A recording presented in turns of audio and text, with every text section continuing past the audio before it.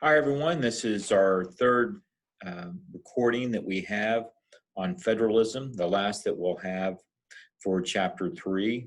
So we have, today we'll be looking at the evolution of federalism and how we've seen the emergence of the strength of the federal government. And now we're seeing some devolution, as it's referred to your text, a movement back to the powers of the state government. So that's a key part of the themes that we see there in Chapter 3. And we'll come back to those issues in other situations here throughout this semester, looking at that interaction between national government and state government, and then also, from time to time, that interaction between state governments and local governments, city governments, tribal governments interaction with the federal government, and then looking at city governments, part of the local governments, and county governments dealing with state governments. So we'll continue to cover some of that interaction that takes place. So let's look at this evolution of federalism.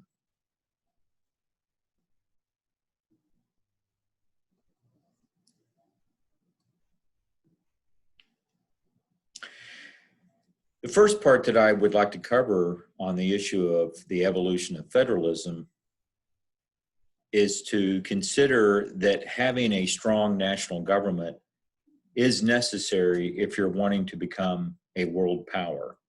So if you have the influence of the government found at a state or local level, well, that may be beneficial for decisions being made at the local level and for more of an opportunity to improvise and to adapt to different situations, to allow people at the local populations to have input, but to organize on a massive scale, create a large military to be able to provide an infrastructure and assistance to that large military, you need a strong national government.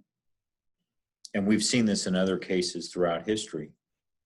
So here we have the case for the situation of the Roman Empire. The Roman Empire, to really kind of summarize its influence in the world and how strong it was, there has never been, before or after the Roman Empire, one system of government that controls the whole Mediterranean world. So here you're seeing the Mediterranean Sea. You're looking at North Africa, parts of Southwest Asia, Asia Minor, which is where the country of Turkey is located today, East Europe, and then Southern Europe. And all of that controlled by one government. And during that time, the government was quite centralized. You had the power of the emperor. Now, there would be leaders of the provinces who had considerable authority to make decisions, but they still answered to the emperor. And so there you have that case of saying, if you want to be a world power, do you then need to have a strong centralized government? And then the question can be, do the citizens benefit by being part of a world power? Do we, Americans, benefit of being part of a world power? And how can we maintain, if that is the case, how can we maintain being a world power without having a strong centralized government? So let's not make any mistake about it. We are a world power, and we have still a considerable amount of influence around the world. Now, there may be emerging powers that are sharing or competing with the influence of the United States. Certainly China comes to mind. But the United States still has, this is an old map going on now 18 years. But in this map, there were 63 countries that had military bases, U.S. military bases in those countries. So the question then for us is, do you want to be more of a republic, as the text mentions? Do you want to have more influence at the state or local level and diminish the influence of the national government? Well, if that's what we want, can we also maintain this? Is this also what we want? To be this influential country around the world? And perhaps we may say, we don't want to be this influential country anymore. But if that's the case, we have to also prepare ourselves that perhaps some other country will step in. And again, the most likely other country would be China at this point. So these are issues that you as an individual voter have to consider, and they're big questions, no doubt about it.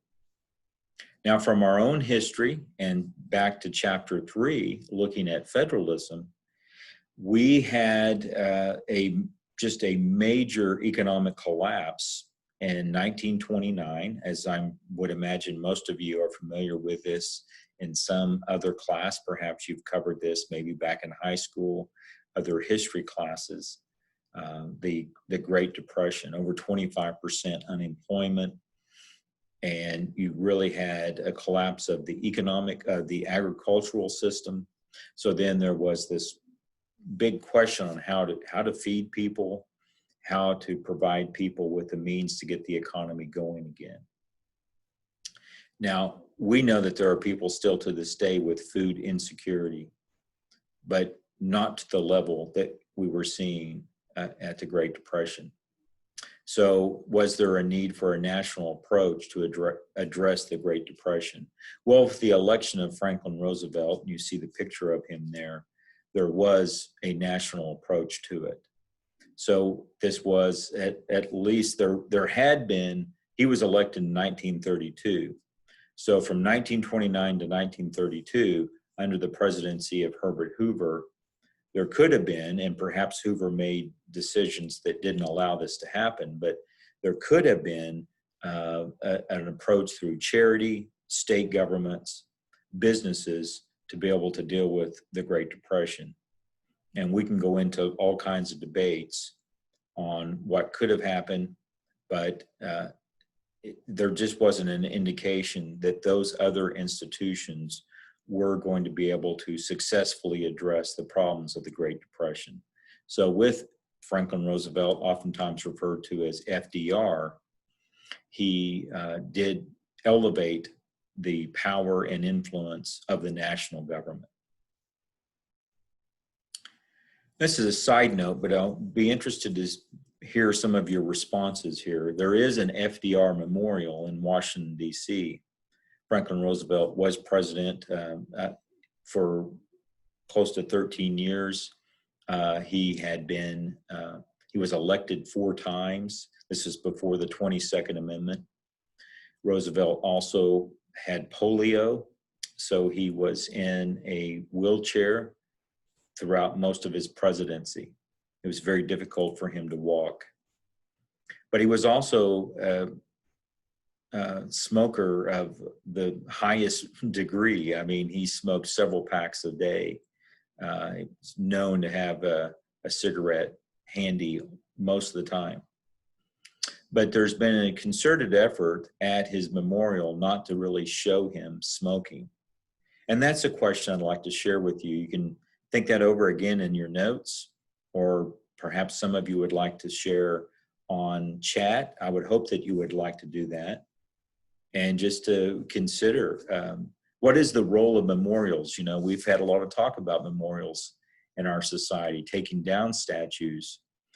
Most of those statues have been taken down, had some connection to the Confederacy or slavery, but not always. And there was some reason why somebody didn't like a person who was in a statue. So I suppose there could be a case of people not liking FDR for numerous reasons, but maybe one of them was that he was a bad influence because he smoked all the time. So that's the question I'd throw out there for you here, though. You know, should the FDR memorial show that he was a smoker? I mean, if this was something that he did, even if it causes people to go, well, you know, FDR smoked, maybe it's not that bad. How realistic should the memorials be? I guess that's overall the question. So put that together there in your notes. Maybe some of you would like to share that on chat. We'll just pause here and you can spend some time thinking that over.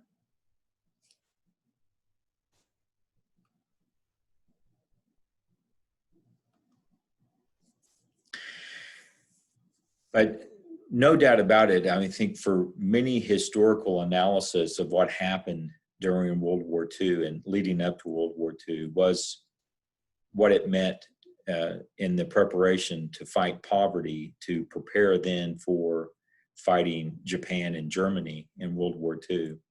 And I think it's very easy for us to look at where we are now as a country and not consider that in the late 30s and the early 1940s,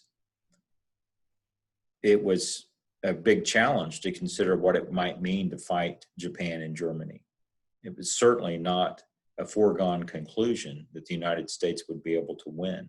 Certainly the United States had considerable advantages in terms of geography and population and potential economy. But there were some real health issues for a lot of young men and women through the Great Depression and just, again, food insecurity. So when people would be involved in some of the federal programs that were put in place to build buildings or to plant trees and these kinds of events, then the people who were part of those programs would have to take physicals. And it was quite eye-opening to see just how many people had some serious health problems in terms of particular diseases. Maybe they had never seen a dentist in their life, very seldom had gone to see a doctor.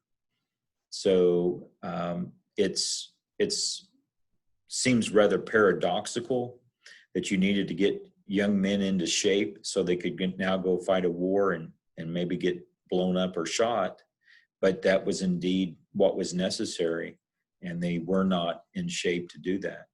So from many historical analysis, the rise of the national government to address the New Deal was also very important for the national government to be able to have the military armaments to fight World War II and to provide not only for the United States, but as we can see in this picture, the alliance between the Soviet Union, United States, and United Kingdom, that the United States also then provided armaments for the Soviet Union and the United Kingdom to fight that war. So we can see then that after the use of the federal government during the New Deal and World War II, you saw a continuance of using the national government to address problems at the state and local level as well. And so this is referred to in your text on page 91 as cooperative federalism. And this was a way of looking at, as you can see here, that grants to states and local governments, and grants means funding from the national government to states and local governments, are used strategically to encourage pursuit of national goals. And these were referred to as categorical grants. So a state or local government would get the funding if it followed certain guidelines and steps from the national government. And this was certainly part of the strategy of a particular president. So we've looked at one president here with Franklin Roosevelt and his viewpoint of federalism. And here's Lyndon Johnson, who was president in the 1960s. So his view also was a stronger national government. So just like the recording before, we looked at the court's influence on federalism. Here we're looking at the executive branch influence on federalism, the presidency. So Roosevelt's influence, here's Johnson's influence again, maintaining a very influential, strong, active national government. That started to change with the advent of new federalism. And there's a partisan aspect to this. So Franklin Roosevelt, a Democrat, Lyndon Johnson, a Democrat. The Republican Party had a different approach and still, by and large, has a different approach, not necessarily on all areas, but in many areas, the movement to have the state and local government have more influence than the national government. And so here you see new federalism, this term devolution brought out. You can read about this on page 96, the use of block grants, which have less specific rulings and guidelines on how the funding is to be used. And it's delegating responsibility from the federal government to the state government. That's devolution. We see that Richard Nixon, that's the president that you see there on your left as you're looking this over, started that idea of new federalism, and it was continued on with Ronald Reagan, president in the 1980s. So Nixon was president in the late 60s, early 70s. Reagan was president in the 1980s, both Republicans. So you can see some differences there in the use of the presidency and of the two different major parties in the United States as well. And that leaves us then with this question for you to consider, and you can share this on chat, you can put this together on your notes. What is an issue or area of responsibility that a state government is better prepared to assist or solve than the federal government? So can you think of something that you would say that really ought to be a state government responsibility, not a national government responsibility? We'll look that over and discuss that on chat. And again, you might want to put some thoughts together there on your notes.